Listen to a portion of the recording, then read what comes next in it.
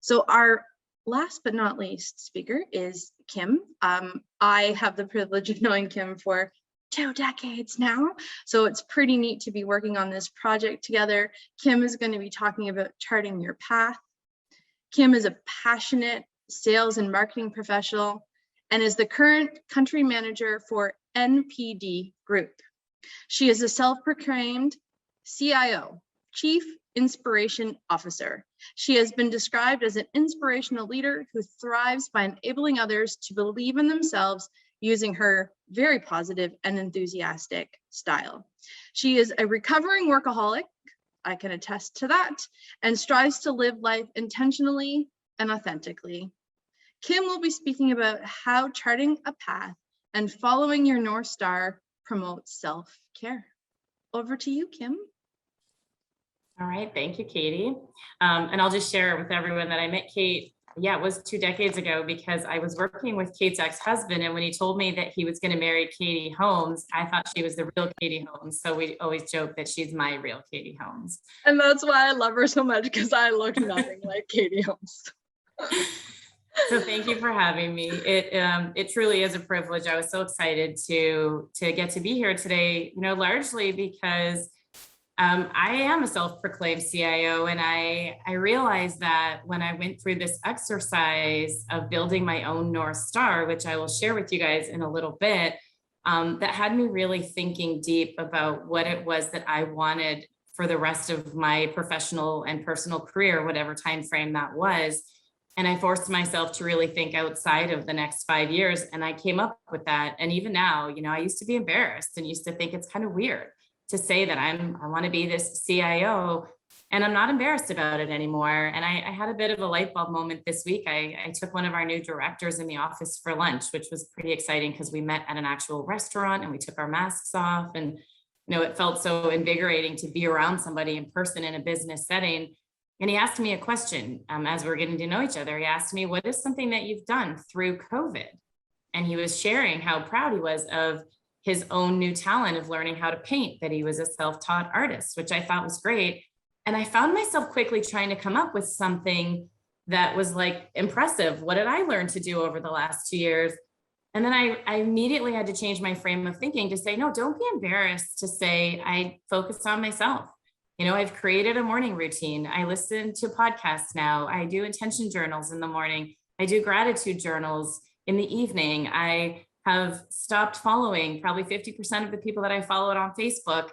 And at first I was embarrassed to say these things. And then I wasn't. I said, it's the first time that I'm not on airplanes 3 times a week. I'm not spending 3 nights a week in hotels, and I'm not in meetings all day long. And I'm not spending hours commuting. I'm spending this time on myself. So everything that Kelly, you talked about, and Sam, you talked about, it's a journey to get to that non-apologetic feeling. And I finally feel like this year I've gotten there. So thank you for letting me share all of my learnings with everyone here today, because, we all need to support each other through this. So Kim, when I look at Kelly's quote about it being freaking messy in the middle, would you agree with that? Yeah, it's always messy. Yeah. It's unmessy, I don't think. I think it's just always messy, and staying focused on what you can control and trying to really manage the emotions of guilt and worry and shame is the biggest thing that we can do. And having a network to support us through it when we're having those moments. All right, so I am going to talk to you a little bit about forward-looking charting your path. And there are stats, I don't know them off the top of my head. I think the first stat of saying something out loud increases your probability of about 14-15% of actually doing it. And then when you write it down, it doubles down on what the potential impact is. So Kate's going to send this deck out later. But what I loved about the first 2 is you have 2 permission slips now. Your first permission slip is set boundaries. There are a lot of people in my life that I used to prioritize that candidly were energy vampires. And I have allowed myself to step away from some of those relationships or determine how much time I actually want to give to those people. And it's hard, right? You feel guilty, but I don't feel guilty because I get to invest that time in other areas of my life that build up the energy that I need for myself. So set those boundaries. I loved, Sim, when you talked about evaluating yourself on a scale of 1 to 10, I am so going to do that. I've never done that. And to do it over time so that then I understand the triggers of when I've given myself a 4 versus a trigger of when I've given myself a 9 to be able to manage those. So thank you for that. That was my takeaway from your presentation. And Kelly, making time for yourself. I have watched your journey. I remember you texting Kate and I saying, I'm going to do this, you guys. I'm really scared about doing this. I'm going to become a speech body coach. And you were paranoid. You jumped out of your comfort zone. You have jumped in. I've watched your posts grow and how proud you've become of yourself. And it's inspiring. And you're kicking my butt some mornings where I'm like, nope, I have to be able to text Kelly and tell her that I did something today. So the accountability and the network that you are growing in such a short amount of time is super inspiring. So all of you should write yourself permission slips with whatever your one takeaway was. Don't over-engineer what you want to do coming out of these 2 presentations. Pick one thing and write it down in this format. And I think the accountability piece is so key too. So who's your accountability partner? And you have several. Like I have several. I did a walk and talk with Gurpreet earlier this week, who's on the call. I did one with Christina. I have a besties group chat. My sister's on this call. You and Kelly. Like I have my tribe is so diverse. There are people on this call who I worked with at Pabst. And you lean on so many different people in your life for different reasons. And I think it's important that you invest in that network and those relationships, even if you don't see those people every day. I have a new friend on this call who I just met because she kicks my butt to go to yoga on Monday mornings at 6:15. It's not 5:30, Kelly, but hey, 6:15 is pretty good, girlfriend. And it's Mondays. But you know what? You have to invest. You have to invest in those friendships and those networks and those places, knowing that it's making your life rich and other people's lives rich. So invest in yourself and figure out in these 2 areas what you're giving yourself permission to do. And I'm going to give you this quote. It's not on a slide, but the rest of this presentation is: forgive your younger self, believe in your current self, and create your future self. So what we're going to do for the next 15, 20, 25 minutes is we're going to talk about how we're going to create our future selves. And I'm going to do an exercise. So I'm going to ask either participate in the chat. I can't actually see the chat. So Kate, you're going to have to maybe tell me a bit of the answers. Sure can. Pull out a piece of paper. This is an exercise I want you guys to just invest in. Okay, I'm going to ask you a question. The question is, what is something that you want to accomplish? And what is something that you want to accomplish today? So for me, I want to hit 140 grams of protein in my diet today. And it's probably not going to happen, but that's my goal today. What are some other goals that people have?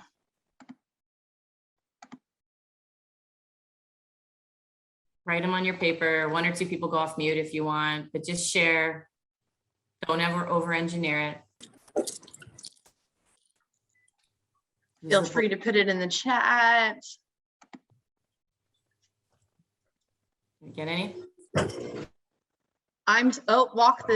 Walk a new path with the dog for 30 minutes. Walk after dinner. My goal is to have a calm evening because I'm taking my child shoe shopping. I love it. Okay, so all of those feel very attainable, right?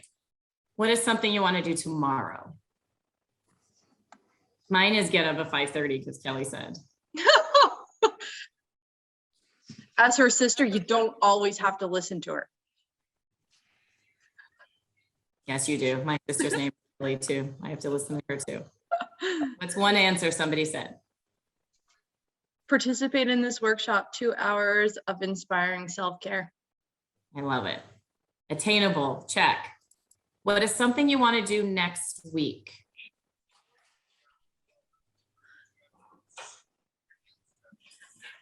Be more focused at work. Okay, love that. Somebody's saying tomorrow they want to wake up at 6 a.m. Love it. Work out 4 days for a minimum of 20 minutes. I love how it's so specific. 4 days, 20 minutes. Like it's very, like you can check the boxes there. Okay, so now I want you to write down, what are you going to do next month? And then I want you to think about this Christmas. And then I want you to think about next summer. I've got a lot more coming in here, Kim. Next week, I want to work out every day for at least 10 minutes. I want to create a me space in my home. I want to lift weights. My goal every day, it needs to happen. Find an accountability partner. So somebody has said, let's find that accountability partner. 15-minute meditation every day. I love it. Okay, I'm going to move on just in the interest of time, but you guys keep reading everyone else's answers. Now I will write them on your own piece of paper. Now I want you to think, what's one thing you want to accomplish in 1 year, in 3 years, or in 5 years? Give me a couple of those answers as they come in.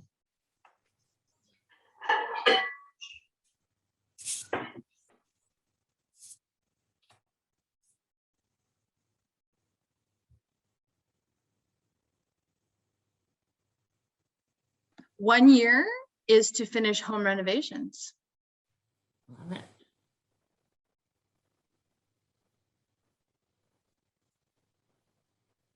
Anybody take a stab at 5 years? Oh.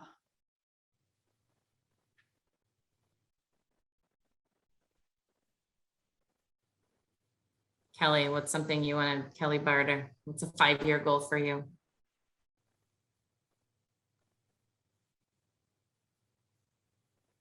She's thinking. Why is 5 years harder to think about? So that's, yeah, it's a good segue. I'll, Kelly, put your answer in there. The point of this exercise, and I hope you all felt it, is that it's hard, right? It's a struggle to sit here and think. Well, you can easily think, oh, I have to clean the fridge and I have to do laundry and I have to take so-and-so to hockey and I got to go get those hockey socks and all the things that you have to do today. It's easy, right? When you start to really think about the commitments that you want to make further out, it's hard. And it is natural to struggle with these aspirational things. But what you'll find is your goals get bigger. The further out you think, the bigger your goals get. And this is where we really don't take time. And for you know, whether this is a business setting, well, and I think most of you do come from the corporate, or you're entrepreneurs, or you come from the corporate world. When people get promoted and they're in individual contributing roles, and then you get promoted into a leadership role, often they're not successful. And the reason for that is you get those rushes every single day from the stuff that you get to do because you're busy, because you get to see the reward from the time that you spend. When you move into a leadership role, you now have the privilege of empowering other people who get to get those rushes. And your role as a leader is to remove barriers and to identify opportunities for your people and build that factory and put some oil in there where it's needed and just get the hell out of their way so that they can be the ones to feel that rush. And it means you have to take more time to think. You have to make that time to be thinking about, how do I invest my time? And we don't do that because you don't get that immediate gratification. So taking time and making time to think, whether it be personal or professional, is something that just doesn't feel sexy, but is so very important. So it's one of the tips I want to leave you as a takeaway is take the takeaway from this lesson, the way you felt, how hard it was, and give yourself permission to make time to think and take time to do so. And then before we talk about some examples of how you can chart your own path, I just want to spend a couple minutes acknowledging a couple of the limiters that we have, right? Like, why do we not want to stretch ourselves? And why is it that we like to stay in these comfort zones? And it's because we're afraid of failure. So I want to reframe failure for you. I want to reframe it so that you can become a fail-fluencer and so that you can fail on purpose. And the best way to feel good about failing on purpose is to scenario plan out those risks and embrace the learnings. If I do A, here's what might happen. And here's the likeliness of this happening. If I do B, here's what could happen if I do C. And then you are expecting things that could go wrong because you've taken the time to think about the pros and the cons. And when they go wrong, you're not shocked that they've went wrong, and you can embrace the learnings of it. So one of the things I want to give you guys is homework. I am obsessed with TED Talks. I love them. I listen to way too many during the week, whenever I can. One of my favorite ones is, it's called 100 Days of Rejection. So I want to ask you to listen to that. It's about 13, 14 minutes. And it's a gentleman who decides he's going to try 100 things that seem crazy. And he does some really insane off the wall things, but he learns a lot about how to embrace fear and how to have conversations and how to realize it's more of the how you ask and why you're asking for something than the what you're asking for most of the time. I promise you it will be a well worth 15-minute investment of time for you. You will feel inspired and motivated, and you will be well positioned to overcome those fears of failure if you listen to that TED Talk. And a little fun fact about Kim, she has a goal to do a TED Talk. Yes, I do. It's part of my North Star. I'll talk about that in a few minutes. Another limiter is managing the imposter. Like, how many people here know what imposter syndrome is? Just give me the hands up. I can't really see you all, but I'm going to pretend I can see you all. We all have self-doubt. We all feel like we're frauds. We're all like, oh my gosh, someone's going to realize I'm not good enough to be doing this job that I'm doing. And just acknowledging that you feel this way is powerful, and that it is a real thing. Some people name their imposters, and it's important to name your imposter so that when you want to tell it to, go do whatever you want to tell it to go do, then you can name it. The CEO for the company that I currently work with, her name is Karen Schoenbart, and she wrote a book called Mom MBA. And one of the tactics that is in her book, which I have taken, and I now sometimes mail these to women. It's a good way to give forward to other women in your life that you're trying to inspire, is she recommends a fan file. So a simple folder that if Kelly sends someone on her team a really nice, hey, you did a great job today, print it off and stick it in your folder. If you want to support other women, I have dollar store cards all the time in my envelope. They cost $1 for a pack.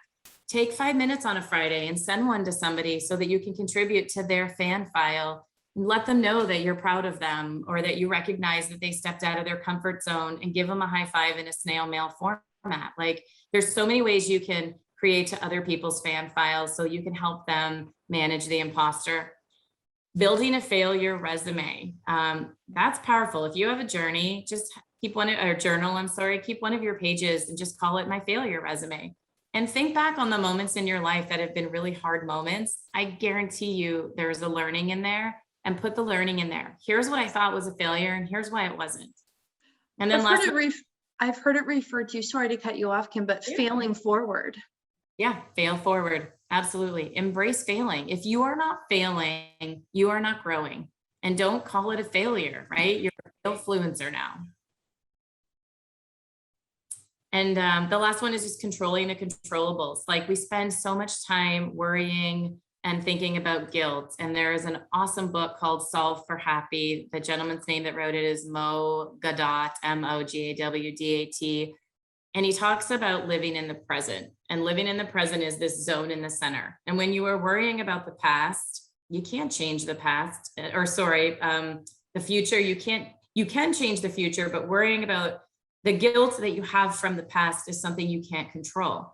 But you can live in the present. And when you step outside of the present, you are robbing yourself of that time. So I would just encourage you to just think about the things that you can control. And I once had a boss who said, what's the next action you can take? When you're trying to take emotion out of any situation, stay focused on that very next action, and it takes away the emotion and you're not overwhelming yourself. So these are some ways you can manage that little imposter who we all have to deal with. So now we're going to get started a little bit because my goal is to finish this presentation, and then you have some tactics and some templates that you can use to chart your own path. But before you can do that, you need to grab a mirror and you need to hold it really close, and you need to understand what are some of the things that you are overcoming. And so this is going back to the take time to think and make time to think, but it's really digging deep. And sometimes you might need to ask other people questions to know your blind spots and be able to really get to the truth of these. So I'd recommend you either use a couple pieces of paper, go to the dollar store and get a book, go to Indigo, they have some cool ones, but have a book that is just for you. And in this book, before you even start charting your own path, ask yourself a couple questions. I'll kind of go deep on the first couple, but then I won't drain this entire list. But the first one is, how would other people describe me? We did this exercise at work, and I thought my coworkers would say that I'm a great leader and that I inspire them every day. My whole team, and I love that they would describe me that way. My mother would say I'm a great daughter. My sister would say I'm an awesome sister. Kate, you would say I'm a great friend, and hopefully a lot of other people on here would too. But my light bulb moment was when I thought, how would my husband describe me? And my husband would say all those things I just said. And I thought, geez, I wish he would just say that I was a great wife. And I'm not a great wife because I'm so busy being a great mother and a great friend and an awesome leader. And I've been married almost 20 years, and I've been with my husband since he was my high school sweetheart. I was 16, and he is the fuel behind everything that I do, but he wouldn't say I'm a great wife. So this process made me realize I have to invest in my marriage in better ways than I invest in my marriage today. And I share that with you because it's vulnerable. And I want you to realize that, like, you really have to dig deep about how others would describe you. And sometimes it hurts. And sometimes you realize that although this is all about thinking about yourself, it goes back to those relationships that are important to you and the ones that you value, so that you can really dig deep there. The rest of the questions. Thank you for sharing that. Again, it makes it so real for people. So thank you for being vulnerable with us today, because it really shows us that you've put in the hard work. Well, so when you're talking about this, you've done it. Yeah, I did it a year ago, and I shared it with the company. I think some people on this call probably heard it. And because I had to share it out loud, and because I then had to build a plan around how I was going to fix some of these areas in my life, I have spent more time trying to work on that relationship. And it's not, still, we can always do better, but it has definitely made me more accountable to drive change. Some other questions that are hard questions, right? Is, what am I proud of? Like, we often don't think of what you're proud of yourself, but the list should be extensive, because we all have so much to be proud of. What am I grateful for? What do I enjoy doing that gives me energy? That question's important because you want to do more of it. What do I do that takes away, or who do I spend time with that takes away my energy? That's a hard question, and you might have to make some tough choices, and going back to those boundaries that Sim talked about. When do I get frustrated, or when do I feel sad? Like, understanding that helps you drive change. Who inspires me and why? What are my limiting beliefs? That's a big one, right? Like, I'm too busy. Well, you're not anymore, right? You have to find other ways of not being busy, and how can I still grow? So once you've done this exercise, I want you to just stop for a second and reframe in your mind that how you spend your time, we're all busy, right? It goes back to, like, if you had a big jar and it was full of all of these little beads, it's all the busyness in your life. But then if I were to say to you, you have to fit these tennis balls, and you got to write what's important to you on those tennis balls, my family, my children, my relationships, my faith, whatever it is, those tennis balls won't fit in that jar until you remove all those other beads, because you're spending time on those beads that are depleting your energy. Think about it in terms of how you're investing your time instead. So you're investing to build. If you had a bank of Kate or a bank of Kelly, you can't take out of that bank until you have put money into it. So invest in yourself and really use that as a lens. Am I spending my time on something that's busy, or am I investing my time on something that is building towards what it is that's important to me? So now I'm going to go into the very first potential way you can approach this, how you can invest in yourself. This lady, Erin DL, who I'm stealing from her, this is plagiarism. She's given me permission to feature her in this today. She did an episode on her podcast called Improve It, and you can go find it in your Spotify or whatnot. It's episode number 36, and she does a complete 40-minute overview here, but it's called I Am. Once a year, she writes I am statements, and she writes I am statements. She writes 10 of them, and they're not necessarily statements that she's going to make happen this year, but they're statements that are aspirational. You might not want to do 10. You might want to do 3. You can do whatever number you are comfortable with at the stage in your life that you are in. But you might start out by saying, I am a loving wife. I am a great friend. And I live in a beautiful home. And these are some of her examples.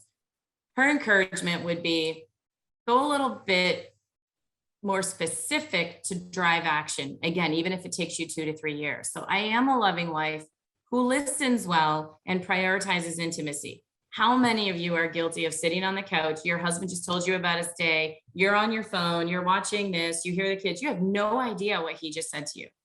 You know, he talked to you for 15 minutes. You could not regurgitate anything that he said because you're not listening, right? Like, we are all guilty of that. So by writing out these statements, it does help you identify areas that you want to change. I am a great friend. Well, what does that mean? Literally this week, I sent a note to my little network of friends from high school that said, hey, let's get together on the first Friday of every month, because it's so freaking difficult to manage schedules of 10 people. But if you just put a stake in the ground and say, this is what's going to happen. So this would be my I am statement. I am a great friend who has created an amazing tribe of 10 friends who see each other on the first Friday of every month, making memories. Knowing I was building this presentation, having a conversation, we've actioned this, and I'm so excited, again, because this presentation helped me do that. This one is Erin's. I live in a beautiful home on the beach where I can put my feet in the sand every Saturday morning to reward my hard work during the week. Erin lived in Chicago, had a baby, had not even a patch of grass, and decided that she someday wanted to be able to do this every day. Well, the pandemic happened. She had this new virtual setting, and she picked up her family and they moved to South Carolina. And now she's able to do this, which is awesome. So this is just one way that you can think about your future, do your I am statements, do 3 of them, 5 of them, 10 of them, do them once a year, and be a little bit specific.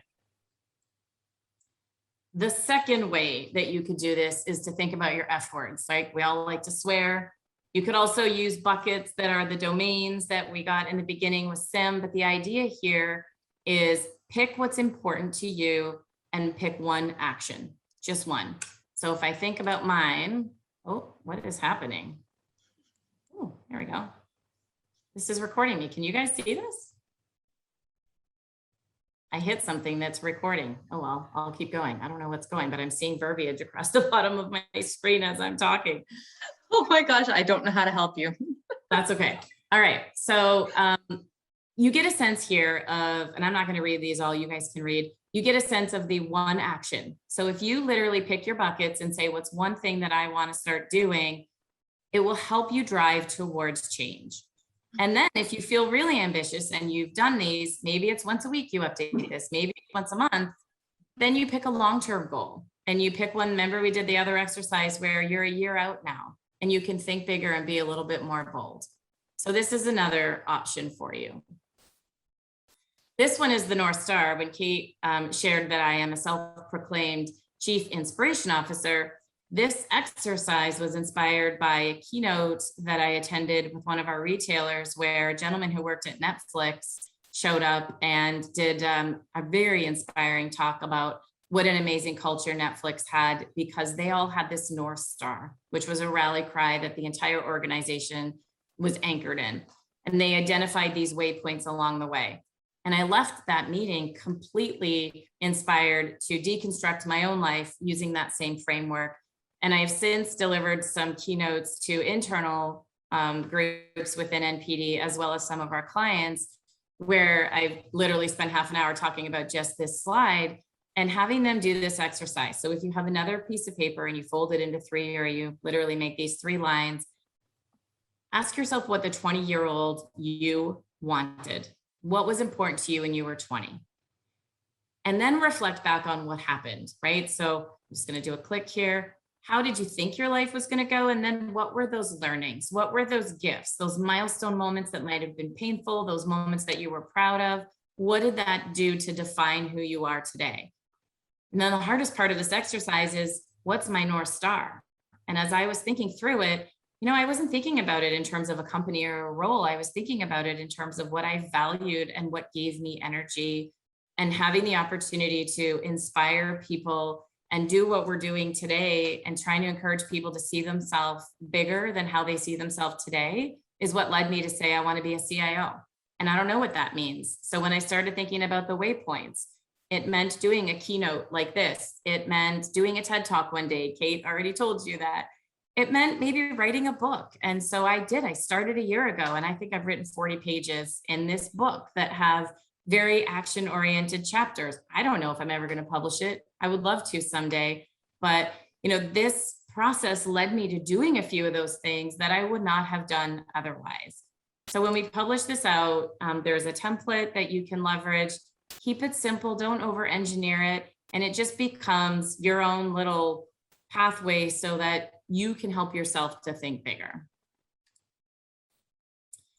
And I did want to hit on a couple success enablers, because there have been a lot of learnings in the last 2 years for me as I have prioritized myself and shifted a lot of how I think and how I approach my day and approach my life.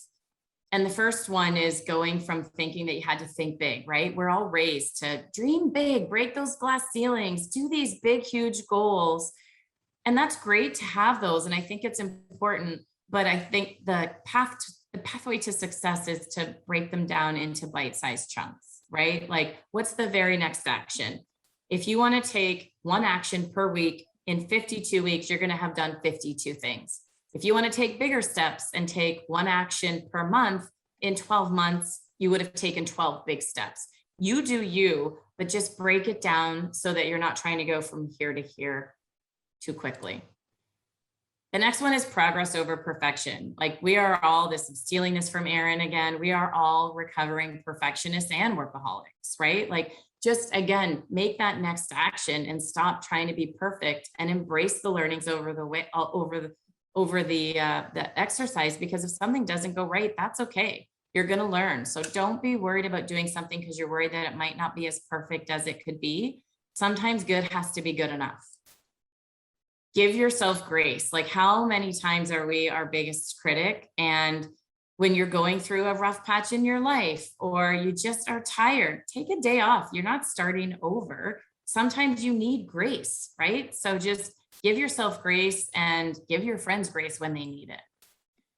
Find inspiration. This one is so important that, we get stuck in ruts and routines all the time. You have to look for outside in inspiration, whether it's a podcast, a TED Talk, a book, a friend tribe, whatever it is, be looking for that inspiration. Don't compare. I don't know if it's comparatitis. I've been hearing this word lately. It's everywhere. Nobody's in the same boat as you. Nobody is sharing things on social media that's not great. When they do, you don't want people airing their dirty laundry on social media anyways. No one's life is perfect, and we all have things going on behind our doors. So don't compare and don't assume, and stay focused on yourself. And I've already talked a lot about being present.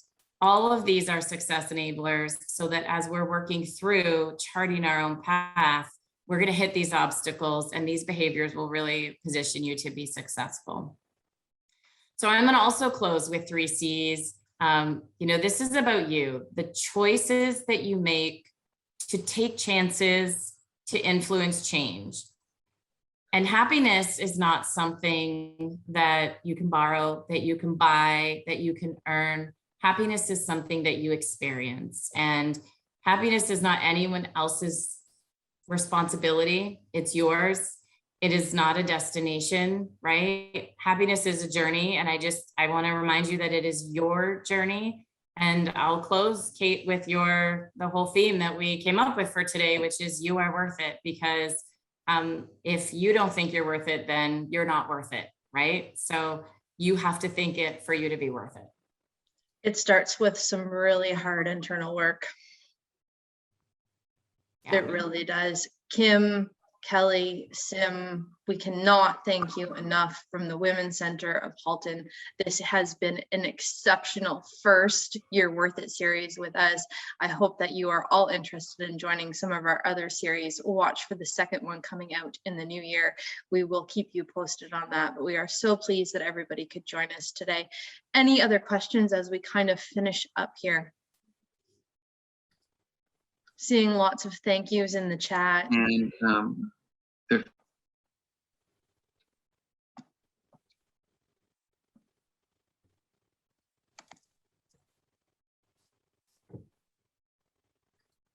Oh, so nice.